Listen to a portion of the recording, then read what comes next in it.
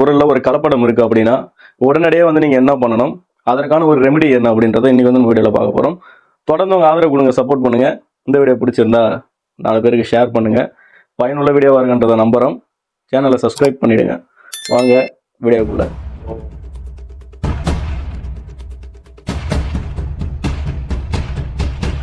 வருடங்களுக்கு முன்னாடி வந்து பாத்தீங்கன்னா தெரிஞ்சிருக்கும், கண்டிப்பா எல்லாரும் வந்து பாத்தீங்கன்னா இந்த குழந்தை வந்து பாத்தீங்கன்னா ஒவ்வொரு நபர்களுக்கும் ஒரு ஃபேமிலி அப்படின்னா நிறைய குழந்தைகள் வந்து இருந்துக்கிற காலங்கள்லாம் இருந்திருக்கும். காரணம் என்னன்னா அப்ப இருந்த ஒரு ஃபுட் கல்ச்சர் வந்து வேற, இப்ப இருக்க ஃபுட் கல்ச்சர் அப்படின்னு சொல்லிட்டு நம்மளே வந்து நம்மள ஒரு சமாதானப்படுத்திட்டு வரோம் அப்படின்னு சொல்லலாம். நாம் இருவர் நமக்கு இருவர் அப்படின்னு சொன்னாங்க. அப்புறம் நாம் இருவர் நமக்கு ஒருவர் அப்படின்னு சொல்லிட்டு வந்தாங்க. பாத்தீங்கன்னா அதே டிவில வந்து பாத்தீங்கன்னா இந்த ஃபெர்டிலிட்டி ஹாஸ்பிட்டலுக்கு வந்து விளம்பரம் போட்டு இருக்காங்க. இதுக்கெல்லாம் காரணம் என்ன அப்படின்னு சொல்லி நம்ம முதல் பார்த்தோம் அப்படின்னா வந்து நம்ம சாப்பிட்ற உணவு அப்படின்னு சொல்லலாம். நம்ம சாப்பிட்ற உணவுகள்ல தினம் தினம் வந்து பாத்தீங்கன்னா நமக்கே தெரியாம வந்து நிறைய கலப்படங்களை வந்து நம்ம சாப்பிட்டுட்டு இருக்கோம் அப்படின்றத நீங்க எல்லாரும் தெரிஞ்சுக்கணும். இது வந்து ஒரு விழிப்புணர்வு ஏற்படுற வரைக்கும் கண்டிப்பா வந்து இதெல்லாம் நடந்துகிட்டு தான் இருக்கும் அப்படின்றத நீங்க எல்லாரும் தெரிஞ்சுக்கணும். இந்தியாவை பொறுத்த வரைக்கும் வந்து பாத்தீங்கன்னா உணவு கலப்பட தடை சட்டம் அப்படின்னு சொல்லிட்டு ஒரு சட்டம் இருந்தது.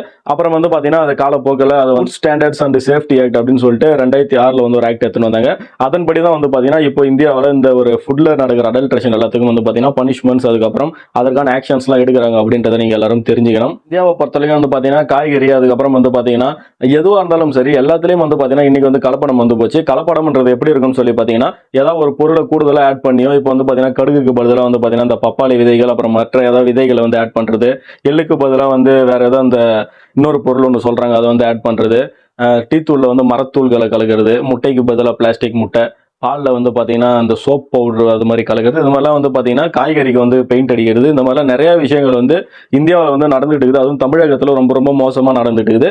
இது மாதிரி ஏதாவது ஒரு கலப்படம் உங்களுக்கு தெரியுது அப்படின்னா நீங்கள் உடனடியாக பண்ண வேண்டிய ஒரே விஷயம் என்னன்னா, நீங்கள் ஒவ்வொரு ஏரியாவுக்குன்னு சொல்லிட்டு வந்து பாத்தீங்கன்னா இந்த லோக்கல் அத்தாரிட்டி இந்த ஃபுட் கம்ப்ளைண்ட்டுன்னு சொல்லிட்டு வந்து பாத்தீங்கன்னா ஸ்பெசிஃபிக்கா எப்படி போலீஸ் ஸ்டேஷன் இருக்கோ அதே மாதிரி இந்த மாதிரி புகார்களை வந்து எடுக்கிறதுக்காக வந்து பாத்தீங்கன்னா ஃபுட் சேஃப்டி அத்தாரிட்டிஸ் இருக்காங்க. அவங்க டீடைல்ஸ் எல்லாத்தையும் வந்து கீழே லிங்க்ல கொடுக்குற மாதிரி இருக்காங்க, பாருங்க.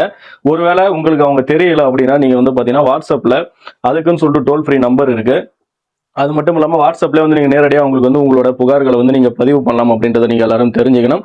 இதெல்லாம் முடிஞ்சதுக்கு அப்புறம் நீங்க நுகர்வோர் நீதிமன்றத்துல வழக்கும் வந்து தாக்கல் பண்றதுக்கான ஒரு அதிகாரம் வந்து மக்களாகி நமக்கு இருக்கு அப்படின்றத நீங்க எல்லாரும் தெரிஞ்சு. சேஃப்டி அண்ட் ஸ்டாண்டர்ட் ஆக்ட் படி 2006 வந்த சட்டம் அது. இதன்படி வந்து எதெல்லாம் கலப்படம் அப்படின்னு சொல்லி பார்த்தோம்னா, அதாவது ஒரு பொருளை வந்து கூட்டுறதோ ஒரு பொருளை வந்து குறைக்கிறதோ, அதாவது மக்களுக்கு ஒரு இன்ஜுரி ஏற்படும், மக்களுக்கு வந்து அது தீங்கு விளைவிக்கும் அப்படின்றத தெரிஞ்சே வந்து பாத்தீங்கன்னா ஒரு பொருளை ஒருத்தர் விற்கிறாரு அல்லது அதை தயார் செய்யறாரு அப்படின்னா அது வந்து குற்றம் அப்படின்னு சொல்றாங்க.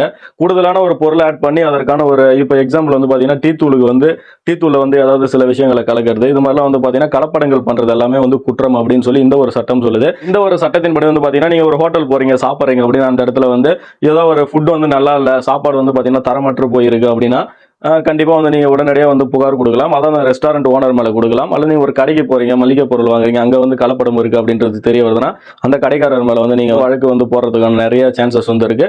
அது மட்டும் இல்லாம இப்போ ஒரு ரெஸ்டாரண்ட், ஹோட்டல் இந்த மாதிரி எங்க போனாலும் எங்கெல்லாம் வந்து கலப்படம் இருக்கோ, தரமற்று போயிருக்கோ, இப்போ வந்து சிக்கன்ல வந்து பாத்தீங்கன்னா இந்த புழு இருக்கிறது, அப்புறம் வந்து பாத்தீங்கன்னா சாப்பாடுல வந்து டஸ்ட் இருக்கிறது, அப்புறம் வந்து தேவையில்லாத நிறைய அந்த பூச்சிகள் இருக்குது, இது மாதிரிலாம் வந்து பாத்தீங்கன்னா இதெல்லாமே வந்து ஒரு தரமற்ற ஒரு பொருட்கள், தரமற்ற ஒரு உணவு அப்படின்றது வந்து உங்களுக்கு தெரிய வருது அப்படின்னு நீங்க உடனடியாக வந்து புகார் கொடுக்கலாம். புகார் கொடுக்கறதுக்கான நம்பர் வந்து பாத்தீங்கன்னா கீழே டிஸ்கிரிப்ஷன்ல கொடுக்குறேன், மறக்காம கொடுங்க. வந்து கலப்படமான ஒரு பொருள் வந்து ஒருத்தர் தயாரிக்கிறார் அல்லது வந்து கலப்படமான பொருள் வந்து மக்களுக்கு கொடுக்குறாங்க அப்படின்னா அவங்களுக்கு என்ன மாதிரியான ஒரு தீர்வு கிடைக்கும் அப்படின்றது வந்து நம்ம பார்க்கணும். அதாவது பாதிக்கப்பட்ட நமக்கு தீர்வு, அவங்களுக்கு வந்து பாத்தீங்கன்னா என்ன ஒரு தண்டனை அப்படின்றத வந்து இன்னைக்கு வந்து நம்ம பார்க்க போறோம். முதல் விஷயம், ஒரு பொருளை வந்து செய்யறப்பவே வந்து பாத்தீங்கன்னா ஒரு கலப்படத்தை செய்யறப்ப அந்த கலப்படத்தால ஒரு நபர் இறந்துருவாங்க அப்படின்றத தெரிஞ்சு வந்து ஒருத்தர் கலப்படம் பண்றாரு அப்படின்னா வந்து பாத்தீங்கன்னா குறைந்தபட்சம் அதாவது 5 லட்சத்துக்கு மேல வந்து பாத்தீங்கன்னா இந்த இறந்த நபருக்கு ஒருவேளை அந்த கலப்படத்தால உயிரிழப்பு ஏற்படுது அப்படின்னா இறந்துடுறாங்க அப்படின்னா 5 லட்சத்துக்கு மேல வந்து பாத்தீங்கன்னா அவங்களுக்கு ஒரு காம்பன்சேஷன் கொடுக்கணும் அப்படின்னு சொல்லி சட்டம் சொல்லுது. அதே போல அந்த ஒரு அவங்க செய்யற ஒரு கலப்படத்தால ஒரு கிரீவியஸ் இன்ஜுரி ஆகுது அப்படின்னா அவங்களுக்கு வந்து 3 லட்சம் குறையாம வந்து அவங்களுக்கு ஒரு காம்பன்சேஷன் கொடுக்கணும். ஒருவேளை வந்து சாதாரண ஒரு இன்ஜுரியா இருக்கு, கொஞ்சம் உடல் நலத்தை மட்டும் லைட்டா ஒரு வாந்தியோ பேதியோ அல்லது மற்ற ஏதாவது ஒரு உடல்நலத்துக்கு வந்து ஏதாவது ஒரு கேடு வருது அப்படின்னா அப்போ வந்து பாத்தீங்கன்னா 1 லட்சத்துக்குள்ள வந்து அவங்களுக்கு வந்து நம்ம காம்பன்சேஷன் கொடுக்கணும். அதை கலப்படம் செஞ்சவங்க யார் வந்து கலப்படம் செஞ்சாங்கன்றது நிரூபிக்கப்படுதோ அவங்க அந்த பாதிக்கப்பட்ட நபருக்கு கொடுக்கணும் அப்படின்றத நீங்க எல்லாரும் தெரிஞ்சுக்கணும்.